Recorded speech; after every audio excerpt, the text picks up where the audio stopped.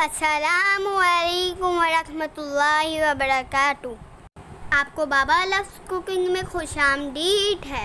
आज हम आपको बहुत ही कम मसालों से बहुत ही मज़े की निहारी बनाना सिखाएंगे। इसके लिए आपको 2 इंच का टुकड़ा सौंठ का चाहिए।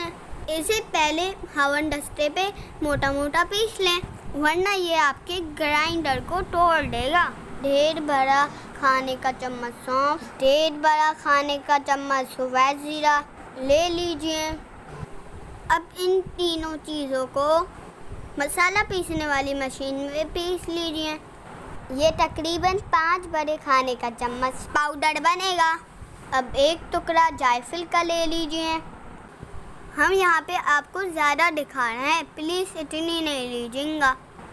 और एक फूल जावित्री का ले लीजिए। इन दोनों को भी स्पाइस ब्लेंडर में अच्छी तरीके से पीस लीजिए। ये तकरीबन 1 टीस्पून होगा।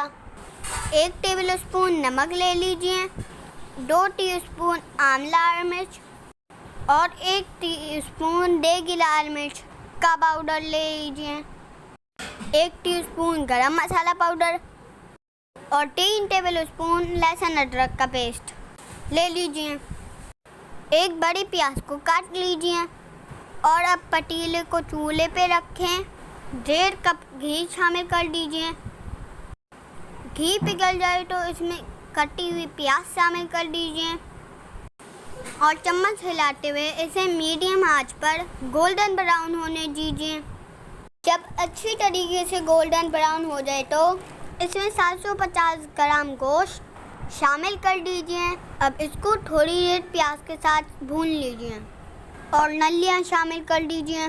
जब ये अच्छी तरीके से भून जाए तो इसके अंदर लहसुन अदरक का पेस्ट शामिल कर दीजिए। लहसुन अदरक के पेस्ट को भी इसके साथ थोड़ी देर पकाएं। अब इसमें नमक, लाल मिर्च, आधा सौंठ का, आधा गरम मसाले का और आधा जायफल जावित्री का पाउडर शामिल कर दीजिए और 1 कप पानी डालकर इसकी खूब भुनाई कर लीजिए। जब अच्छी तरीके से भुनाई हो जाए तो इसमें 2 लीटर पानी शामिल कर लीजिए। आप जैसे ही पानी शामिल करेंगे तो सारा तेल ऊपर आ जाएगा। उसे चम्मच की मदद से निकाल के अलग प्याले में रख दीजिए। अब इसमें उबाल आने दीजिए और ढककर 3 घंटे के लिए हल्की आंच पे रख दीजिए। अब 2 कप पानी में 3/4 कप सफ़ेद आटा घोल लीजिए।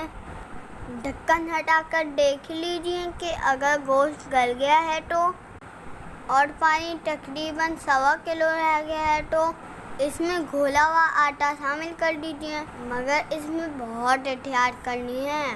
चूल्हे की आंच दरमियानी हो और मुसलसल चम्मच हिलाते रहें। 5 मिनट बाद ढक्कन ढक दें, 15 मिनट पकने दें।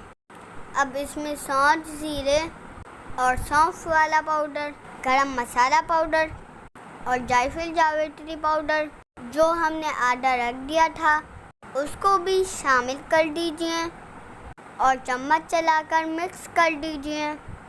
और अब आखिरी दफ़ा ढककर इसे 10 मिनट दम के लिए रख दीजिए। लीजिए, आपकी मज़ेदार सी निहारी तैयार है। अब इसको प्लेट में डालिए और साथ में ऊपर से वो तरी वाला तेल डालकर नोश फरमाएं। अगर आपको वीडियो पसंद आई तो वीडियो को लाइक करें, चैनल को सब्सक्राइब करें और कमेंट बॉक्स में ज़रूर बता दीजिए। इसमें हमारी बहुत मेहनत लगती है। जज़ाकल्लाह खैर।